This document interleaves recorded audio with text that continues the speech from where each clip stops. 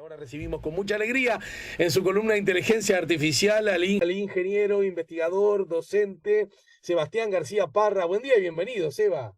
Buen día, Ale, buen día, ¿cómo andás? ¿Para qué se me pasó? Y a lo mejor yo estoy cometiendo un error enorme. Vos, en tu condición de ingeniero, de experto de estos asuntos, líder de la columna de Inteligencia Artificial, ¿sos además o fuiste en algún momento de tu vida programador? Claro, claro, claro. Durante muchos años, Entonces, sí. feliz día atrasado y feliz mes. Muchas gracias. Hay, este tema, en todos estos años de la columna, cada tanto lo hemos traído, porque es una excusa en realidad para hablar un poquito sobre la historia, ¿no? De la programación y hacerle honor a las mujeres, porque paradójicamente te digo paradójicamente porque se cree otra cosa, ¿no? El desarrollo de la programación estuvo a cargo de mujeres. Pero eso, el Día del Programador, es muy curioso porque depende si es bisiesto o no bisiesto el año, el que se mueve de día. Es el 13 de septiembre, pero si el año es bisiesto es el 12 de septiembre porque obviamente tiene un ingrediente típico de los programadores que en realidad es el día 256 del año. Es el día 256 porque es el máximo valor que se puede representar con un byte. Entonces, obviamente cuando el año es bisiesto se mueve el día 256, pero es una fecha que arrancó hace poco, en realidad arrancó en el 2002 en Rusia. Se juntaron muchas firmas y hoy es un año, perdón, es un día internacional y se festeja en muchos países, pero a decir verdad, no pasa nada. O sea, todos los programadores trabajan, ¿no? Llega, llega algún saludo a algún colega, ¿no? En general las empresas que se dedican a esto, se hace mención, se puede hacer alguna celebración, pero no mucho más que eso. Después, se trabaja normalmente, pero para mí es una excusa ideal, si me permitís, Ale, para intentar explicar eh, un poco cuándo nació la programación y por qué es un tema tan importante, ¿verdad? Métale entonces. Eh, hay un... yo en alguna otra instancia he dicho que cuando me jubilé quisiera A ver. dedicarme a escribir algo asociado a la historia de la computación, pero mientras tanto tengo la columna, así que muchas gracias, Ale, por esta oportunidad. Pero allá por el año 1815 es que nace Ada Lovelace, que fue una mujer que nació en un lugar socioeconómico muy privilegiado, en Inglaterra, asociada también a la realeza, matemática y escritora. Murió muy joven, a los 36 años, pero conoció a gente de la época muy importante. Por ejemplo, conoció a científicos como Faraday, o a escritores como Dickens, o sea, nada más y nada menos que se movía en ese ámbito. Y dentro de sus contactos conoció a un matemático muy importante, asociado a la computación, que se llamaba Charles Babbage. Charles Babbage desarrolló eh, un artilugio que uno lo ve y dice, ¿cómo puede haber tanta genialidad puesta en esto? Que básicamente era una máquina mecánica, una computadora mecánica capaz de hacer cálculos. Eh, Uno cuando esto lo ve en un museo dice, ¿cómo alguien puede haber desarrollado esto? Porque estamos hablando de miles de piezas perfectamente encastradas que lograban hacer cálculos matemáticos. Y en su cabeza lo que decía Babbage era, bueno, eh, las personas cuando están todo el tiempo haciendo cálculos matemáticos, quien trabaja en eso, se cansan, se equivocan y por lo tanto que tengan una máquina que los asista, puede ser una gran idea, ¿no? Estamos hablando 1830, entre 1830 y 1840. Ahora, toda la, todo el valor estaba puesto, y eso pasó durante más de un siglo más, después de Babbage y después de Ada, estaba puesto en el hardware. estaba puesto en el dispositivo, no en el programa, porque de hecho el concepto del programa hasta ese momento no existía. Esta señora, esta muchacha, Ada, comenzó con esa fascinación de lograr automatizar cosas, a lograr automatizar procesos, e ir un poquito más allá de esta capacidad matemática de esta máquina. Y por ejemplo, bueno, en esa época ya existían los primeros telares mecánicos. Entonces, esta cuestión de lograr automatizar independientemente de lo que hacía la máquina, la llevó a ella a escribir los primeros programas informáticos que los codificaba en unas tarjetitas, en unos cartones agujereados, perforados, que se usaron durante mucho tiempo después. Y se usaron durante mucho tiempo en el siglo XX, o sea, desarrollados por ella entre 1842 y 1843. En honor a ella, de hecho, mucha gente, o buena parte de la comunidad, dice que fue la primera programadora de la historia,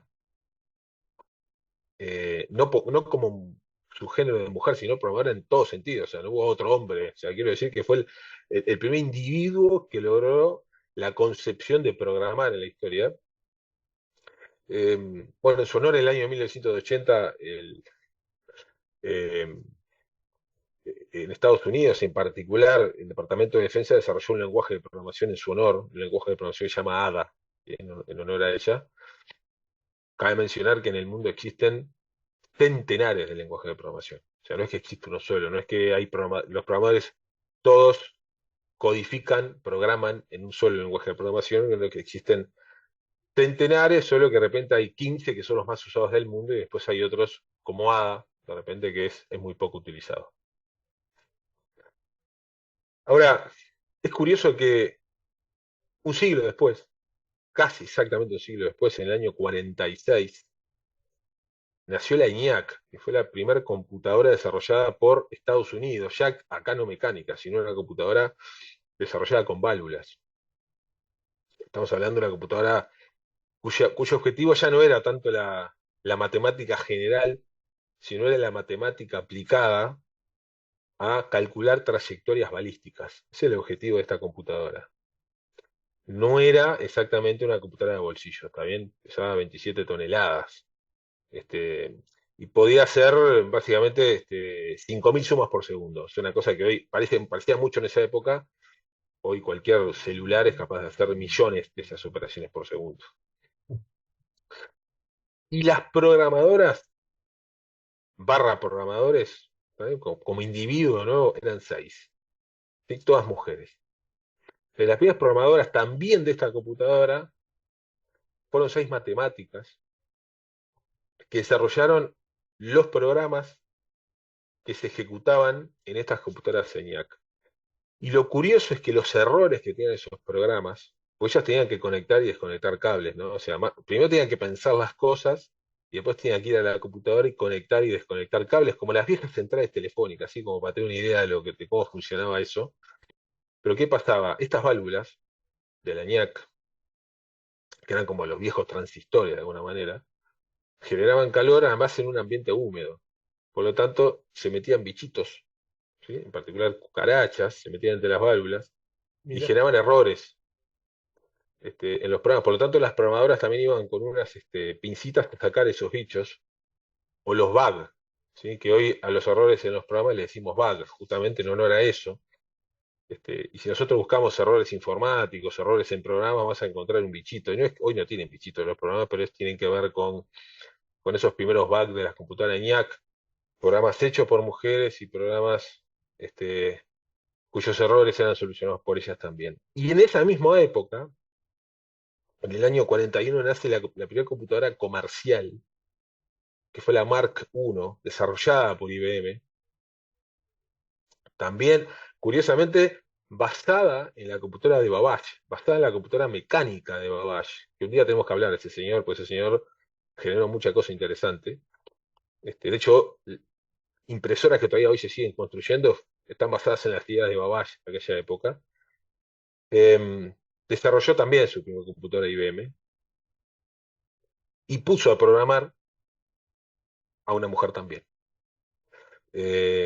que se llamó Grace Murray, una mujer que básicamente hizo muchas cosas. No solo programó la Mark I, sino que además, en conjunto obviamente con otros profesionales, que en particular eran matemáticos, los primeros programadores eran matemáticos, su profesión, no existía la programación matemático, perdón, la profesión programador, sino que era matemáticos que hacían este tipo de actividades. Y ella desarrolló, fue la pionera de un lenguaje de programación muy importante, además en la historia de la computación, que se llamó COBOL. Y fue el primer eh, lenguaje de programación de alto nivel, que fue muy utilizado a nivel mundial, que de hecho hoy eh, las grandes instituciones, por ejemplo bancos, todavía tienen buena parte de ellos tienen sus cores bancarios, sus sistemas centrales desarrollados en este lenguaje de programación COBOL, desarrollado en los años 50, en los años 60, con buena participación de Grace Murray. Eh, y, y me gustaría, si me permitís, salir redondear esto en el sentido de que ¿por qué eran mujeres los primeros Porque, programadores? ¿Por qué fueron mujeres? Porque en esa época, a diferencia de lo que sucede hoy, y esto sucedió, diría que hasta los años 60, ¿sí?, del siglo pasado, es que se consideraba un trabajo de segunda. El trabajo de primera era construir la computadora, sea mecánica, como las primeras de Babbage, o sean computadoras de válvula, como sucedió después, o de transistores, como sucedió más adelante. Y eso lo hacían los ingenieros eléctricos y también matemáticos, pero en particular ingenieros eléctricos. El trabajo de programar era un trabajo de segunda, era un trabajo considerado secundario, y eso explica, lamentablemente, pero felizmente hoy viéndolo, por qué no eran hombres los que tomaban esos trabajos, sino que se ponían matemáticas a hacerlo. Los hombres no querían saber de eso, ¿sí?, porque era un trabajo absolutamente accesorio y secundario. Hasta que, obviamente, en los fines de los 70, principios de los 80, explotó este tema y la programación pasó a ser una profesión, digamos. Eh, la gente, cuando digo profesión, me refiero también a lo profesional, que la gente empezó a vivir de esto. Y ahí empezaron a aparecer los grandes programadores, hombres, que de alguna manera hoy son los que más se mencionan. Pero la historia no recuerda que los orígenes de la programación eh, están sobre los pilares que construyeron estas grandes mujeres del siglo XIX y del siglo XX. claro, lo entiendo. Sabés que en este contexto, mira, en el chat del canal YouTube La Mañana en Camino, dice alguien que firma como Doctor Hall, saludos a los developers que son, a ver, ayudar, Es como programadores en inglés. ahí va, justamente. Y agrega, ¿podés aclarar el que los chinos, a ver si estoy leyendo bien, el que los chinos estén limitados por 7 nm, o sea, son la medida, ¿no? Nanómetros. Esto fue la Nanómetros. columna pasada. Por qué no es así? Porque no es así. No sé si está, digamos, cuestionando algo que se dijo aquí o necesita más explicación, no me queda claro, o quizás yo no lo interpreto adecuadamente. Y agrega, vamos a la Lobbylands. Sí, está Lo, hablando de esta señora. Sí, sí, por supuesto. Eh, a ver, él está preguntando algo de la columna pasada, está buenísimo. La columna pasada hablamos de los chips y hablamos del avance, básicamente de la reducción de los chips, del tamaño de los chips para lograr poner la mayor cantidad de transistores posibles. Y un poco lo que decíamos es que los chinos vienen de atrás, la tecnología para desarrollar esto básicamente está en Japón y está en los Países Bajos, en Holanda. Y bueno, un poco lo que decíamos, están en 7 nanómetros porque todavía le falta algunos años de desarrollo como para llegar a esto. Y esos años de desarrollo no se compran, de hecho no se compran porque comercialmente se le está impidiendo que lo compren, sino que se desarrolla y ahí no queda otra desarrollo desde el punto de vista intelectual, desde el punto de vista científico y después desde el punto de vista comercial para llegar a ese desarrollo, ¿no? Claro, de hecho, recuerdo que por lo menos a mí me sonó como una curiosidad, novedad, no sé exactamente cómo adjetivarlo, que en punta a nivel global estuviera Holanda, los Países Bajos, ¿no? Es que lo curioso es que Holanda no es primero en fabricación de chips, sino es primero en la maquinaria necesaria para fabricarlos. Es más curioso aún. Ellos fabrican dispositivos que se lo venden a muy pocas empresas. Y lo que hoy está haciendo, de alguna manera, esta ingeniería comercial, este, es diciendo, bueno, también a China no podemos pararlo. O sea, ellos van a seguir desarrollando circuitos integrados y en algún momento nos van a alcanzar. La única forma de pararlo es, bueno, no darle acceso a los equipamientos necesarios para fabricar circuitos integrados de primerísimo nivel en cuanto al estado del arte. Bueno, mira, y además, Seba querido, hay otro mensaje, lo envía Adriana, desde otro lugar lo envía, señalando, buenos días camineros, pregunta para el invitado, hackearon la cuenta de mi hijo en una tarjeta de crédito y abrieron su cuenta de Netflix en Vietnam. ¿Cómo puede ser esto? Asusta realmente. Muy común, lamentablemente, ¿no? Es algo cada vez más común y tiene que ver con que hoy hackear una tarjeta implica simplemente este, tomar los números, ¿no? Tomar los números de tarjeta, tomar la fecha de vencimiento, tomar el código de verificación. Después que se roban esos números de tarjeta por distintas vías, depende de donde nosotros pongamos esa tarjeta, después quedan a la venta en sitios de la Deep Web en particular. Entonces nosotros podemos comprar, bueno, nosotros podemos comprar, hay gente que compra archivos llenos de tarjetas, algunas ya están bloqueadas, otras no, ellos intentan, y bueno, y hacen compras electrónicas en general, ¿no? Por eso es más fácil comprar un servicio de Netflix que no tiene algo físico de comprar algo físico que obviamente me vincula de alguna manera, porque tengo que poner una dirección para que me lo entreguen, etcétera, ¿no? Pero ahí es cuando me genera las dudas que en todo caso evidencian mi torpeza o mi falta de conocimiento.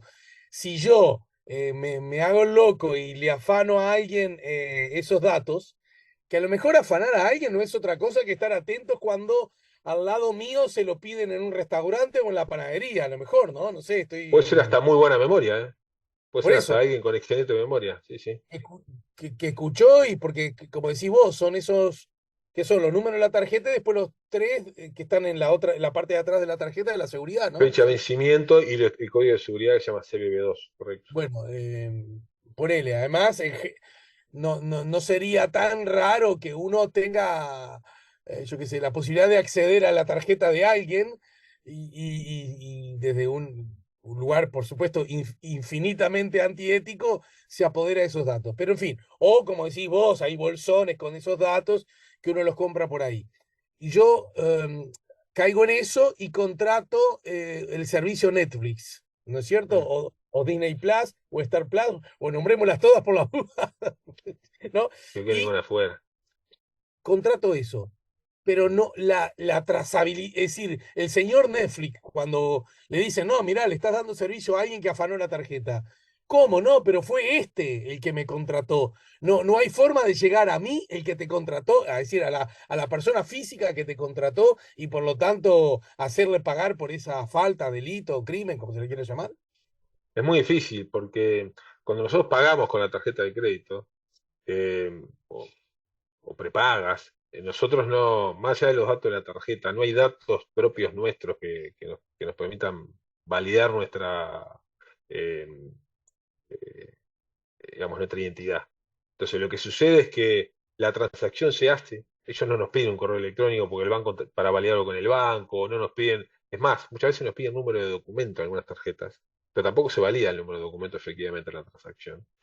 Entonces, lo que pasa, que es interesante, es que la persona se va a dar cuenta que usaron su tarjeta o cuando le llega el estado de cuenta, ya es tarde. Digo, ahí lo que va a hacer es hacer una denuncia contra el Sí. banco, la tarjeta de crédito se va a bloquear y la persona que contrató Netflix, sí, robando esa tarjeta o comprándola en un sitio ruso, ahí, bueno, va a dejar de usar el servicio, porque la tarjeta va a estar bloqueada y por lo tanto la mensualidad por ejemplo, en este caso de Netflix ya no va a poder ser pagada, pero ya hizo su fruto Claro, de la entendido. cuenta durante un tiempo. Pero ¿qué Eh, pasa? Y ahí donde me viene la segunda duda, ¿no? Está, convengamos, ojalá no nos pase a ninguno, nunca jamás en la vida, pero si a mí alguna me vez pasó hace 15 días ese tema. A ver, por 15 ejemplo, días. ¿qué te pasó a vos? Bueno, 15 días que me llegó un mensaje de texto, porque además la tarjeta hoy manda mensaje de texto avisando que se hizo una compra de alguien que había comprado en una joyería uruguaya este, algo con mi tarjeta. Mirá, justo, mirá, me leíste la cabeza porque iba a dar ese ejemplo. Yo decía, si alguna vez te pase, ojalá que el que te afanó la tarjeta y te la use sea para contratar Netflix. ¿No? Ponele, ¿no? Al otro mes te llegó la mensualidad, bueno, a lo mejor pagó 70 años juntos, no sé, ¿verdad? Y podés, me imagino, desactivar. El problema es si el que te la afanó o compró esos datos elige quedar bien con la novia o con la esposa o con el esposo y compró una joya de no sé cuántos quilates, un diamante. Quiero decir, ¿y ahí qué pasa? En tu caso, cómo desactivaste la bomba? Porque las tarjetas de crédito, como no logran resolver esto, el tema de fondo, o el tema de fondo es un tema, pasa a ser un tema tecnológico, es decir, es no dejarle comprar a alguien que no se tiene la tarjeta, ese es el tema, ¿no? Como no se logra resolver, eh, lo que hay es un seguro que se paga, las tarjetas de crédito, un seguro que nos cobran todos los meses para hacerse cargo de transacciones que terminan siendo fraudulentas. Entonces, lo que hizo la tarjeta fue decir, bueno, esto está dentro del seguro, fue una compra de algo así como 20.000 pesos o algo así de ese tipo. Este, yo igual no estoy orgulloso de lo que voy a decir, pero seguí un pasito más allá en el sentido de el nombre del comercio está en la transacción. Si yo me comuniqué con el comercio. Le dije, Ajá, bueno, esta transacción no es, no, yo no la hice, ustedes pueden hacer lo que quieran, yo ya hice pero ustedes le van a entregar este artículo si es que ya no lo hicieron a una persona que está haciendo fraude. Me agradecieron, no se lo entregaron, pero además, curiosamente, me pasaron los datos de la persona. O sea, me pasaron el celular, los datos que la persona puso en la página web para que se le hiciera la entrega. Y yo le escribí por WhatsApp a esa persona. Y resultó ser un gurí de 15 años, que había comprado un archivo en un uruguayo era de Colonia, que había comprado en internet un archivo con tarjetas. ah, o sea, si vos compras eso es porque querés hacer un delito.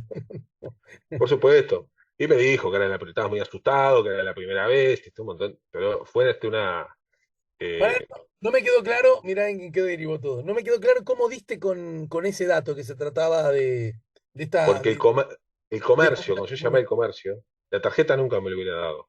Pero yo llamé al comercio porque en la transacción decía, fue tal comercio, yo llamé a ese comercio y avisé que había una compra hecha a tal hora, pues ese dato yo lo tenía, que no era mía. Este, y por lo tanto me dijeron, mira, qué curiosidad, todavía me dijeron del comercio, pues esta persona está llamando insistentemente para que se lo mandemos y nos pareció raro. Entonces no se lo mandaron y yo le pedí que me mandaran capturas de pantalla de su sitio de e-commerce, de comercio electrónico, para yo presentarlo como evidencia a la tarjeta. Y en esas capturas que me pasaron estaba el correo electrónico de la persona que compró y un número de celular. Y a ese número de celular que fue que yo escribí. No entiendo, pero ¿cómo dieron? Pero el muchacho presencialmente no fue al comercio. No, él lo compró por internet y como Ok. dirección de entrega, en lugar de poner su dirección, puso la dirección de una oficina de correo de Colonia, para ir a retirarlo a la oficina de correo. Pero pues, tuvo que poner su celular, porque de alguna manera tenía que ponerse en contacto el comercio con él. Así que eso pasa muy, claramente, digo, está bueno esto que se dé porque pasa muy seguido. Y la forma que tenemos de que no anularlo, pero minimizar un poco el impacto es, bueno, ¿dónde ponemos la tarjeta? Al final del Bueno, día, acá me trajiste a la memoria, te lo digo rapidito, aunque este no era el centro. Quizá podemos hacer algún día una columna haciendo hincapié en todas estas variantes, ¿no es cierto? Pero, perdón, paréntesis, como programador yo traje 10 años en una empresa que desarrollamos sistemas para tarjeta de crédito, por eso lo tengo tan presente este tema, no me genera dolor además. bien, bien, claro. Dos cosas, dice alguien más. Hola, me hicieron compras por la web con mi tarjeta OCA, gracias, lo dice Sara. En cuanto a este tema, los uruguayos que estamos yendo a Buenos Aires seguido, habrán visto una cosa que, en general, como bien sabés, a mí no me gusta hacerme el crack con relación a Argentina en nada, no, Mm. no me gusta. Y además, más bien que sigo yendo, a pesar del momento bravo que desde la perspectiva económica y otras está viviendo Argentina, igual me sigue, en particular Buenos Aires, que es el lugar al que voy más seguido, me sigue deslumbrando desde muchas miradas y muchas perspectivas. ¿Hasta ahí vamos bien?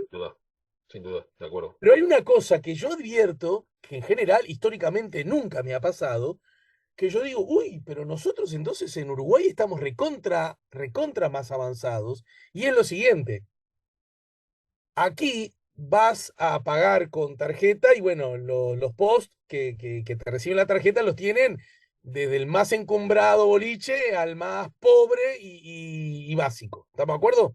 Hace 6 7 años se dio ese fenómeno, estoy de acuerdo, sí, sí. Pero además se da otro fenómeno. Vas a comer a un restaurante cinco tenedores, no sé si hay acá, yo no voy a esos lugares, o al más modestón, al que la está peleando más de abajo, simplemente se dedica a ese nicho del mercado, y cuando hay mesitas y vos pagás con tarjeta, nunca, jamás en la vida vos te tenés que parar a ir al mostrador y mucho menos dársela al bozo que él la lleva, sino que por Exacto. el contrario, viene siempre con post. Y mientras eso está ocurriendo, los dos o tres mozos otros que hay por ahí están haciendo lo mismo en otras Mm, respectivas mesas. ¿Estamos de acuerdo? de acuerdo. Bueno, en Buenos Aires, en lugares más copados, porque además cuando uno va a Buenos Aires, de pronto se anima a ir a un lugar que acá en Montevideo no va porque se te va, por lo menos en mi caso, ¿no? Se te va el presupuesto y allá te sacás el gustito, como es maravilloso, que en eso siguen siendo maestros, y a un precio con lo que acá pagarías algo de mitad de tabla para abajo. ¿Voy bien hasta ahora? Estamos bien. A mí lo que me llama la atención es que te piden la tarjeta y la persona desaparece. Por ejemplo, yo que, Desaparece, no, quiero que- decir, va al no, no, se va mostrador con de la la tarjeta a caja donde hay transaccionar. un solo post donde está el cajero. Acá ahí hay dos aspectos que se desarrollaron en los últimos años. Primero es el POS inalámbrico, que ese es el tema, el POS inalámbrico, antes no existía, antes estaba enchufado a la red telefónica o a internet. Ahora está conectado a través de Wi-Fi y lo pueden traer a la mesa. Eso es casi una exigencia de la bandera. La bandera es el loguito que aparece en la tarjeta, ¿sí? La bandera internacional Visa, Master, ¿ven? Sí, sí, sí. Por tanto, eso tiene que hacerse así porque es una manera de reducir el fraude.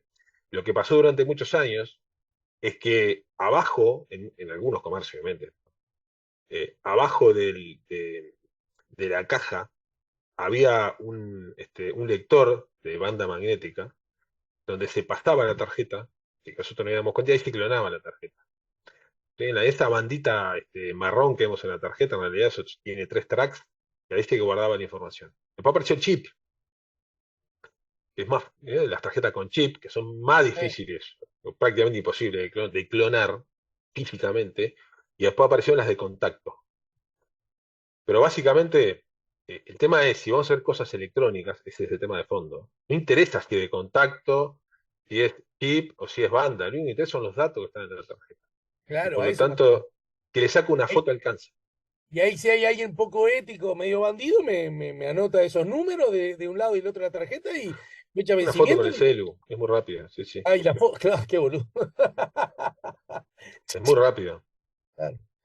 Entonces, Entonces, claro, cuidemos uno eso, muy debería ir, ¿no? importante. Debería acompañar, por lo menos. Acompañarlo y sobre todo además hoy tenemos la posibilidad de usar también tarjetas prepagas, de alguna manera donde nosotros vamos controlando qué plata le ponemos a la tarjeta, por lo tanto Sí, está bien. nosotros, es más, mucha gente lo está usando cuando va a Buenos Aires y dice, bueno, pongo hasta tanta plata ¿no? Y mañana cargo más, entonces nos vamos asegurando de que no suceda eso. Estás hablando para que nadie quede afuera y sin pasar chivo, pero implícitamente va tipo Prex, ese tipo de cosas. Exacto, es una tarjeta prepaga, digamos, es una tarjeta que no es de débito, no está conectada a una cuenta bancaria, ni es una tarjeta de crédito que tengo que pagar a fin de mes, sino que gastamos lo que le cargamos. Bien. Te abrazo, te agradezco y otra vez te deseo feliz mes del programador. Muchas gracias, fuerte abrazo para vos y todo lo que